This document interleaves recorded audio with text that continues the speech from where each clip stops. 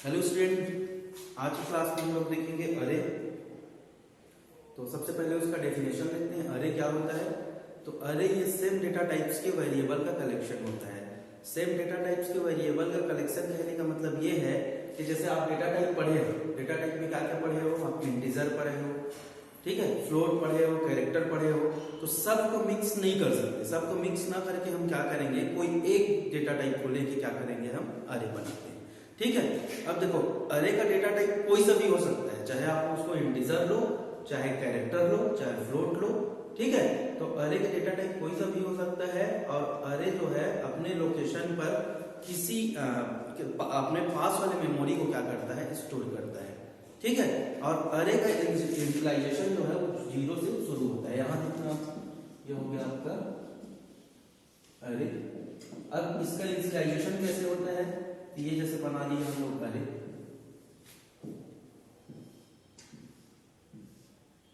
ये हो जाएगा आपका 0, ये 1, ये 2, 3, 4, मतलब 0 से n तक।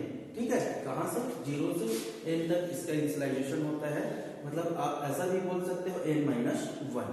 ठीक है, n-1 क्यों? क्योंकि ये 1, 2, 3, 4, 5, तो 5-1 कितना हो जाएगा? 4। ठीक है, तो अरे का इनिशियलाइजेशन कहां से शुरू होता है? 0 से शुरू होता है और कहां जाता है? n-1 तक। अरे का जो एलिमेंट पहला होता है उसका मेमोरी एड्रेस सबसे कम होता है। इसी में देख लो, पहला एलिमेंट ये है, जैसे इसमें हम 1, 2, 3, 4, 5, ये डेटा टाइप कौन सा हो जाएगा आपका? इंटीजर हो जाएगा। अब इस इंटीजर डेटा टाइप में देखो, मैं क्या बताया, अरे का जो एलिमेंट पहला होगा उसका मेमोरी एड्रेस सबसे कम होगा। तो पहला एलिमेंट ये है, इसका मेमोरी एड्रेस क्या हो रहा है? 0। तो इंडेक्सिंग भी कहां से शुरू होता है? 0 से शुरू होता है। ठीक है, तो सीधा सीधा आपको याद रखना है कि अरे क्या है। तो अरे ये सेम डेटा टाइप्स के वेरिएबल का क्या होता है? कलेक्शन होता है। अब देखो यहाँ पे इंपॉर्टेंट ये है कि अरे का इस्तेमाल क्यों करते हैं भाई? जब हमको डेटा टाइप डिक्लेयर करना ही है तो हम अरे का इस्तेमाल क्यों करेंगे? तो अरे का इस्तेमाल करने का एक रीजन ये है कि जैसे आपके पास बहुत सारे डेटा टाइप है, बहुत सारे वेरिएबल्स है। जैसे मैं लिख दिया यहाँ पे देखो, इंटीजर a = 10। ठीक है, कितना लिख दिया? Integer a = 10। तो क्या है, पूरा 10 इंटीजर को 1 से लेकर 10 तक को क्या करना पड़ेगा? आपको एक एक करके लिखना पड़ेगा। तो भाई अगर हमारे पास जैसे चलो 10 तक है तब तो चल जाएगा, हम प्रोग्राम आसानी से बना सकते हैं। लेकिन हो सकता है वो 20 हो जाए, वो 30 हो जाए, या वो 100 हो जाए, 200 हो जाए। तो आप 200 वेरिएबल को डिक्लेयर करने में पूरा टाइम लगा देंगे, तो फिर प्रोग्राम कब बनाओगे? इसीलिए हम क्या करते हैं, अरे का उपयोग करते हैं। ठीक है, जैसे किसी स्टूडेंट का नाम स्टोर करना है, तो किसी स्टूडेंट का नाम स्टोर करेंगे तो हम क्या लिखेंगे? जैसे कैरेक्टर। ठीक है, कैरेक्टर लिखने के बाद लिख देंगे क्या? स्टूडेंट 1 = राज। ठीक है, स्टूडेंट 1 = क्या लिख देंगे हम लोग? राज लिख देंगे। फिर सेकंड देना पड़ेगा हमको, स्टूडेंट 2 = राकेश। ऐसे करते करते क्या करना पड़ेगा, पूरा 100 लोग है अगर आपके क्लास में, तो 100 लोग का अलग अलग नाम को क्या करना पड़ेगा? डिक्लेयर करना पड़ेगा। तो इसी चीज से बचने के लिए हम क्या कर देंगे, जैसे यहाँ पे लिख देंगे कैरेक्टर, ये स्टूडेंट, और यहाँ पे देंगे सबस्क्रिप्ट, और इसमें लिख देंगे हम 20। ठीक है, अब 20 जो है वो क्या हो जाएगा? यहाँ पे स्टोर हो जाएगा। तो कहने का मतलब यही है कि बहुत सारे वेरिएबल को डिक्लेयर करने में हमको बहुत टाइम लगेगा, और उसी टाइम से बचने के लिए हम किसका उपयोग करते हैं? अरे का उपयोग करते हैं। ठीक है, सीधा सीधा क्वेश्चन आता है, ऑब्जेक्टिव क्वेश्चन भी आएगा। अरे का इनिशियलाइजेशन जो है कहां से शुरू होता है? तो कहां से शुरू होगा आपका? 0 से शुरू होता है, और कहां तक जाएगा? n-1 तक। ठीक है, अरे को रिप्रेजेंट किससे करते हैं? तो सबस्क्रिप्ट की संख्या जितनी होगी वो अरे का क्या हो जाएगा? टाइप्स हो जाएगा। ठीक है, तो ये हो गया आपका अरे। अब हम देखेंगे अरे के टाइप्स। अरे कितने प्रकार के होते हैं? तो अरे 3 प्रकार के होते हैं, 1 डायमेंशनल अरे, 2 डायमेंशनल अरे, और मल्टी डायमेंशनल अरे। या फिर आपको बहुत सारे बुक में 1 डायमेंशनल और मल्टी डायमेंशनल, मतलब 2 डायमेंशनल को ही क्या बोल देंगे? मल्टी डायमेंशनल बोल देंगे। ठीक है, बहुत सारे बुक में आपको 3 टाइप मिलेगा। क्या क्या मिलेगा? 1 डायमेंशनल, 2 डायमेंशनल और मल्टी। 2 को ही हम क्या कर सकते हैं? मल्टी कर सकते हैं। अरे कितने टाइप्स के होते हैं? तो 3 टाइप्स के। कौन कौन सा? 1 डायमेंशनल, 2 डायमेंशनल और मल्टी डायमेंशनल। ठीक है, तो सबसे पहले देखते हैं हम लोग 1 डायमेंशनल अरे। क्या देखेंगे? 1 डायमेंशनल अरे।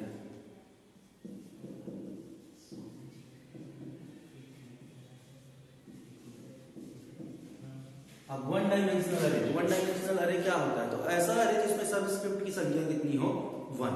ठीक है, क्या होगा वन डायमेंशनल अरे? तो ऐसा अरे जिसमें सब स्क्रिप्ट की संख्या क्या हो? 1 हो। इस प्रकार के अरे को क्या बोलते हैं? वन डायमेंशनल अरे कहते हैं। अब देखो वन डायमेंशनल अरे को डिक्लेयर कैसे करेंगे? तो वन डायमेंशनल अरे को डिक्लेयर करने के लिए मैं फार्मूला बता रहा हूं। सबसे पहले आपको लिखना है डेटा टाइप। क्या लिखना है? Data type. डेटा टाइप के बाद अरे का नाम।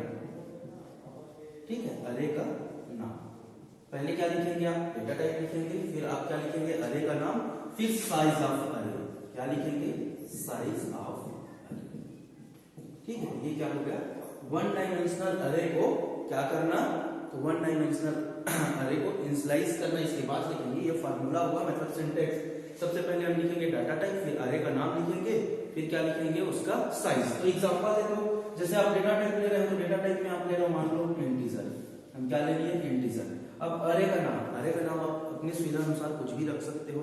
जैसे मैं ले लिया ए डबल आर। ठीक है, अरे का शॉर्ट फॉर्म। और उसका साइज दे दिया। ये आपका सब स्क्रिप्ट है। अब सब स्क्रिप्ट में आप साइज लिख दो 5। ठीक है, अब फिर क्या लगा दो आप? सेमीकोलन। तो ये सिंटेक्स है इसका अरे का। डेटा टाइप अरे में, साइज ऑफ अरे, और ये क्या हो जाएगा? उसका एग्जांपल हो जाएगा। ठीक है, अब देखो वन डायमेंशनल अरे को इनिशियलाइज कैसे करेंगे? ठीक है, ये तो खाली आप क्या कर दिए, हम अरे को बता दिए कि ये फार्मूला है, हम ऐसे क्या करते हैं? अरे को लिखते हैं। अब इसको इनिशियलाइज कैसे करेंगे? तो इनिशियलाइज करने के लिए हमको वैल्यू यहाँ पे पुट करना पड़ेगा। तो इनिशियलाइज करने का फार्मूला क्या होता है? तो सबसे पहले लिखते हैं डेटा टाइप। सबसे पहले क्या लिखेंगे? डेटा टाइप, फिर अरे का नाम। ये लिख दिए अरे का नाम। ठीक है, फिर क्या लिखेंगे हम? साइज ऑफ अरे, साइज ऑफ अरे। ठीक है, फिर इक्वल का साइन लगाना है और लेना है कर्ली ब्रैकेट, और जो साइज दोगे उसी को क्या करना है? इसमें लिख देना है। तो ये होगा अरे का इनिशियलाइजेशन। जैसे आपका वैल्यू 1, वैल्यू n। ठीक है, तो ये अरे का इनिशियलाइजेशन है। अब एग्जांपल देख लेते हैं, इसको इनिशियलाइज कैसे करेंगे। तो डेटा टाइप ले लो, जैसे इसी को ले लो आप, ये इंटीजर ले लेंगे, फिर अरे का नाम दे दिए अरे, और ये साइज दे दिए 5। तो आपको क्या करना है? 5 वैल्यू यहाँ पे इनिशियलाइज कराना है। तो 5 वैल्यू इनिशियलाइज कैसे कराओगे? तो लिख दो आप 1, 2, 3, 4, और ये हो जाएगा 5। तो ये वन डायमेंशनल अरे का क्या हो गया? इनिशियलाइजेशन। ठीक है, ये वन डायमेंशनल अरे का फार्मूला है। एक बार फिर सुनो, वन डायमेंशनल अरे का फार्मूला क्या होता है? डेटा टाइप लिखते हैं, अरे का नाम लिखते हैं, उसके बाद क्या लिखते हैं हम लोग? साइज ऑफ अरे लिखते हैं। ठीक है, डेटा टाइप कोई भी ले सकते हो, जैसे मैं शुरू डेफिनेशन में बताया कि अरे का डेटा टाइप कोई भी हो सकता है, लेकिन एक होगा। ठीक है, एक होगा कहने का मतलब ये है कि आप इंटीजर और कैरेक्टर एक साथ नहीं लिख सकते, या तो इंटीजर लोगे या क्या लोगे? कैरेक्टर लोगे। फिर अरे का इनिशियलाइजेशन कैसे करते हैं? तो सबसे पहले लिखते हैं डेटा टाइप, फिर अरे का नाम, फिर size of array is equal to value 1, value n। ठीक है, मतलब जहां तक आप चाहो वहां तक आप क्या कर सकते हो? वैल्यू ले सकते हो। तो ये एग्जांपल हो गया। जैसे यहाँ पे इंटीजर लिख दिए, फिर हम क्या लिख दिए? अरे लिख दिए, फिर उसका साइज दे दिए, साइज कर दिए हैं 5। तो अब वैल्यू इनिशियलाइज कर दो 1 से लेकर कहां तक? आप 5। तो ये हो गया आपका वन डायमेंशनल अरे। अब इसका एग्जांपल देख लेते हैं वन डायमेंशनल अरे का।